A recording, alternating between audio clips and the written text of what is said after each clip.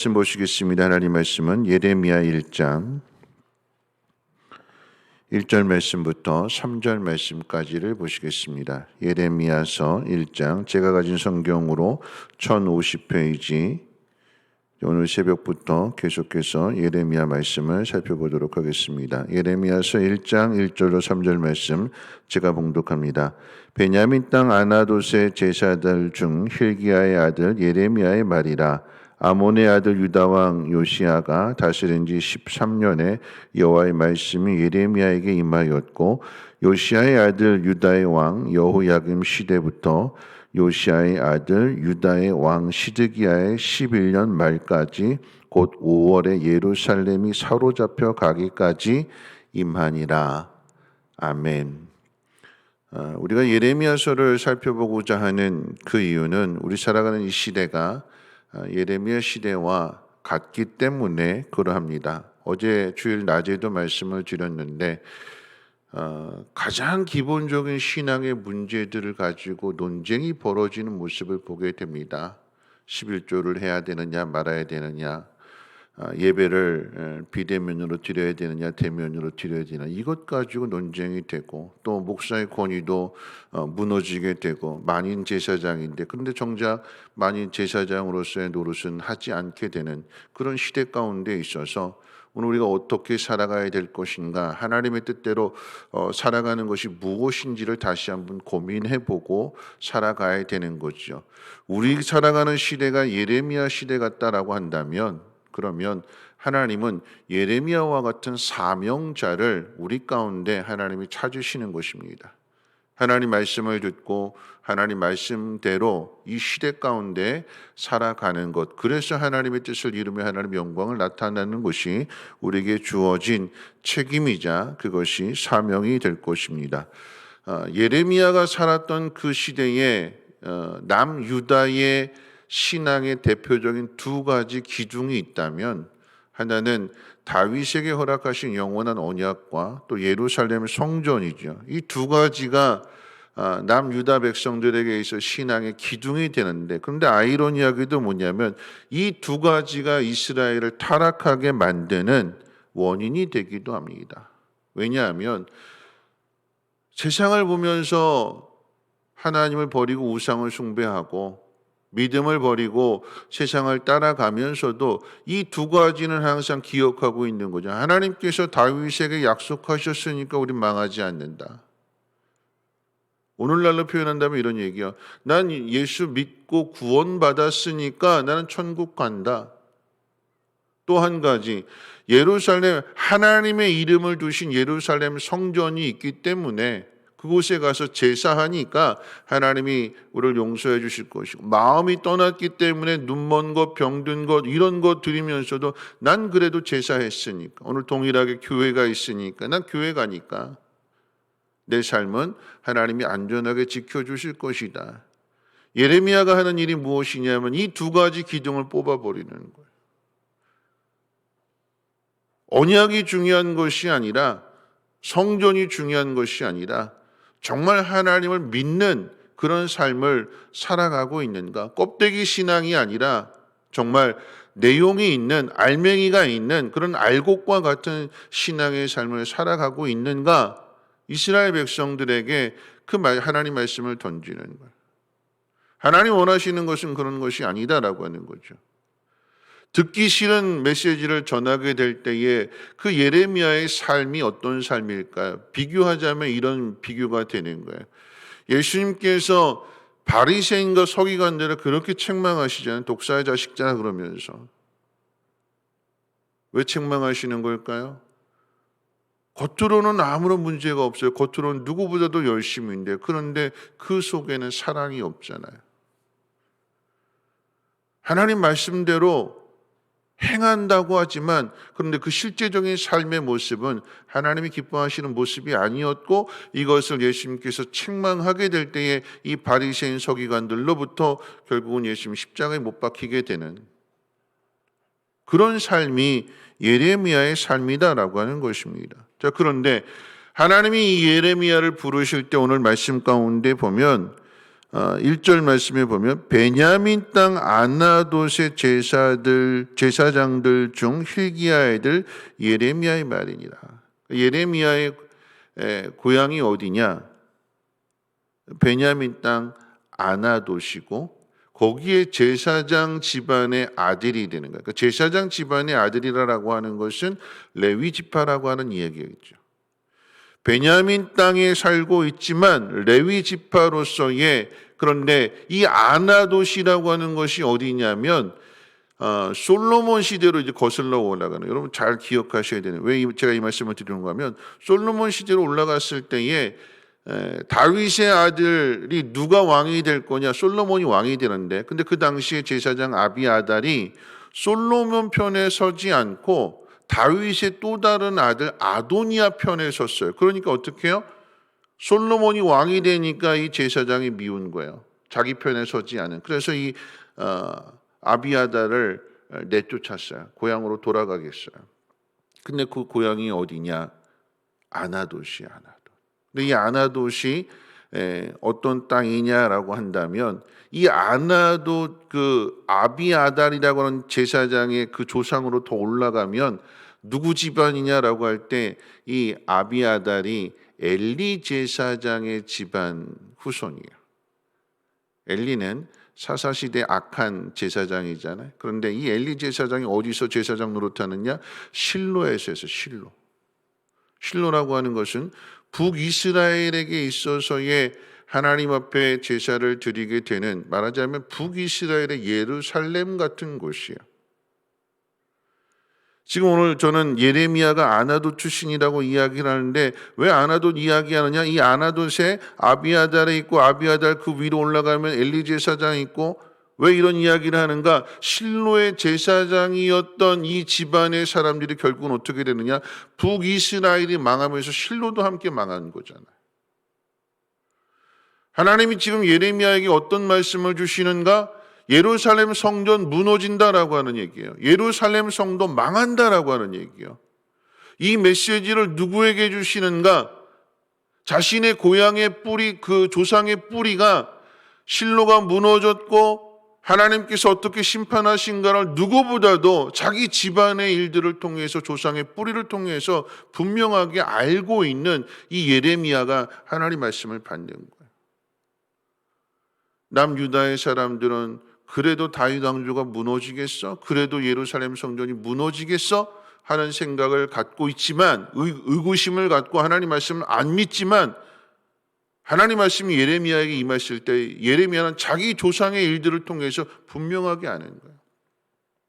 실로의 제사장이었던 엘리, 아비아달로 쫓겨갔던 아나돗으로 쫓겨갔던 아비아달, 그러니까 이런 일들을 통해서 하나님 주시는 말씀이 누구보다도 뼈에 새겨지게 되는 거예요. 하나님 그렇게 하신다고 하면 그대로 하신다. 오늘 이 말씀이 우리에게 주는 의미가 뭐냐면, 여러분, 우리는 신앙의 삶을 하나님 말씀대로 살아야지 우리 생각 가지고 살아서는 안 되는 거예요. 남유다 사람들이 자기 생각 가지고 살아가는 거예요. 교회가 무너지겠어? 이스라엘이 망하겠어? 망해요. 하나님 말씀대로 살지 않으면 망해요. 자기 생각 가지고 살아가면 망해요. 하나님 말씀 붙들고 하나님 맡기신 사명 가지고 살아가야지. 이거 다 내팽개쳐 버리고 겉으로만 하나님 앞에 나오고 속은 세상을 부러워하고 세상 따라가는 삶을 살아간다면 그 삶은 하나님이 기뻐하시지 않는 삶입니다. 하나님의 말씀이 이와 같은 때 누구에게 임하느냐? 여러분 잘 보셔야 되는 거예요. 누구에게 임할까요? 아나돗 땅에 살았던 이 예레미야에게 하나님 말씀이 임하게 되는 것입니다. 그러면 누가 이 시대에 하나님 맡겨주신 일들을 감당할까요? 연말 되면서 이제 내년도 직분을 앞에 두고 있는데 다 못한대요. 다 안 하겠대요. 여러분, 만약에 한번 생각해 보십시오. 여러분들이 하나님께서 여러분의 세상에 대한 직업을 못하게 한다면, 더 이상 일 못하게 했다면, 직장에서 일 그만하라고 한다면 여러분 어떤 마음을 가지실까요? 노년에 편안하게 살고 싶어서 하는 것이 모든 사람의 로망이잖아요. 꿈이잖아요.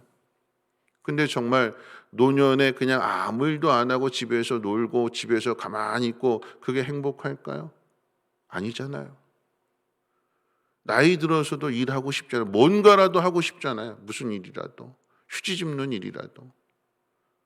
근데 왜 하나님의 일은 자꾸 내려놓으려고 하는 걸까요? 왜 하나님의 일은 내가 하고 싶은 일만 하려고 하는 걸까요? 이스라엘 백성들이 무너지는 이유가 거기에 있어요. 내가 하고 싶은 일들, 하나님이 명령하시는 일이 아니라 내가 바라는 일들. 그래서 망하는 거예요. 그래서 무너지는 거예요. 여러분, 내가 하고 싶은 일들만 하면 십자가 질까요? 내가 하고 싶은 일들만 하려고 한다면 예레미야처럼 이런 삶을 살아갈까요? 우리에게 맡긴다라고 하면 우리는 이거 하고 싶지 않을 거예요. 하나님 명령하시는 거잖아요. 너 네가 해. 근데 그 네가 하라고 하는 그 사람이 누구냐? 어제 말씀드렸던 것처럼 내가 너를 알았고 네가 태어나기 전부터 내가 계획했고 네가 이 일을 잘 감당할 수 있도록 네 부모를 내가 정해줬고 그 속에서 부모로부터의 기질과 형질을 물려받았고 더 중요한 것은 예레미야가 하나님께서 이런 말씀을 하실 때 슬프다 그랬습니다. 근데 그 슬픔이라고 하는 것은 나는 이 일을 잘 하지 못하는데 하나님이 엄청난 일을 나에게 맡기시니까 난 슬픕니다. 근데 그 슬픔이 하나님 맡겨주신 일을 감당하다 보니까 다른 슬픔으로 바뀌어요. 하나님 슬픕니다. 왜 슬플까요? 이 이스라엘 백성들이 말을 이렇게 안 듣는 모습을 보니까 하나님 마음이 얼마나 슬프시겠는가. 처음에 사명을 맡을 때 슬픔은 자기를 생각하는 슬픔이었는데 사명을 감당하다 보니까 하나님의 마음을 깨닫게 되는 슬픔. 그만큼 신앙이 커져가는 거죠. 말씀 맺을게요. 하나님 우리에게 맡겨주시는 일들 아무에게나 맡겨주시지 않습니다. 누구에게 맡겨주시는가? 다 관계가 있기 때문에 그런 거예요. 여러분 군대 가신 분들은 아실 거예요. 저 군 생활할 때에 훈련소니까 다 이제 훈련병들 들어오게 되면 그 훈련병들 훈련받는 기간 6주, 그 당시 6주였는데 6주 동안 훈련병 머리를 깎아야 되는데 미용 자격증 가진 훈련병이 없어요. 그러면 이제 딱 명단을 보는 거예요. 신상병실 딱 보고 나서 누구에게 이 훈련병들 머리 깎이는 일을 맡기느냐? 아무도 없으면 딱 보고 농업고등학교 나온 애가 하나 있어요. 농업고등학교 나왔네. 원예과네. 이 나무 전지하는 애야. 똑같은 가위니까 비록 미용 가위는 아닐지라도 똑같은 가위로 자르는 거니까 네가 잘라. 이런 전지하는 사람이 사람 머리카락을 자를 수 있을까요? 근데 없으니까 그래도 그래도 똑같은 가위니까 네가 해. 명령이잖아. 네가 해. 그럼 훈련병이 훈련병 머리 깎는 거야. 그럼 어떻게 해요? 머리 깎는 기술 거기서 공짜로 기술 배우는 거예요. 깎아주고 이거 바가지네. 이거 삐죽삐죽하네. 근데 계속 하다 보면 어떻게 해요? 그게 기술이 되는 거예요. 처음부터 완벽한 것이 아니라 하나님 우리에게 맡겨주신 일들을 통해서 우리가 다듬어지고 그 안에서 더 많은 것들을 경험하게 되고 여러분 수요일 날 살펴보는 사도행전 말씀 가운데 스데반의 죽음 그 자리에 왜 사도 바울이 있을까요?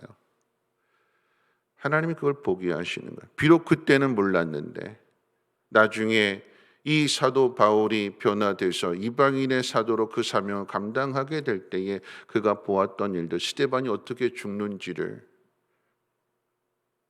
누구보다도 가장 잘 아는 사울이기에 하나님 그에게 맡겨주신 사명을 스데반과 같은 모습으로 감당하는 것 아니겠습니까? 우리는 나는 아무 상관이 없는데요. 나는 아무 그것과 인연이 없는데 아니요, 하나님이 다 아시고 주시는 거예요. 그리고 무엇보다 중요한 것은 하나님이 그 일 가운데 도우시겠다라고 하는 것입니다. 그러면 어떻게 해요? 감당하죠. 감당하는 게 복입니다. 여러분, 일하는 게 복입니다. 어떤 일을 주실지라도 순종함으로써 그 시대에 맡겨주신 하나님의 귀한 사명을 잘 감당할 수 있는 우리 모두가 되시기를 주님의 이름으로 부탁을 드립니다. 우리 찬송가 320장 1절과 2절 찬송 부르신 후에 함께 통성으로 기도하겠습니다. 찬송가 320장, 통일 찬송가는 350장 1절과 2절 부르겠습니다. 나의 죄를 정케 하사 주의 일꾼 삼으신 구세주의 넓은 사랑 항상 찬송합니다. 나를 일꾼 삼으신 주 크신 능력 주시고 언제든지 주 뜻대로 사용하여 주소서. 내게 부어 주시려고 은혜에 비하신 주 주의 은혜 채워주사 능력 있게 하소서. 나를 일꾼 삼으신 주 크신 능력 주시고 언제든지 주 뜻대로 사용하여 주소서. 아멘.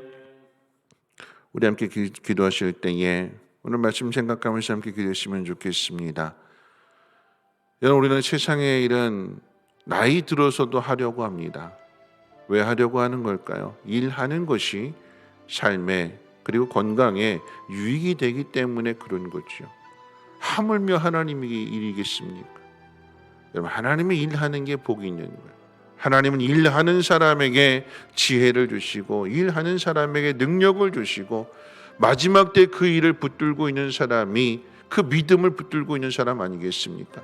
어떤 일을 맡겨주실지라도 충성할 수 있는 사람 되기를 위해서 기도해 주시고, 하나님 나에게 그 일을 맡기시는 것은 하나님이 나보다 나를 더 잘 아시기 때문에 하나님께서 그 일을 통해서 나를 설득하시는 거예요. 네가 해라, 너 할 수 있다.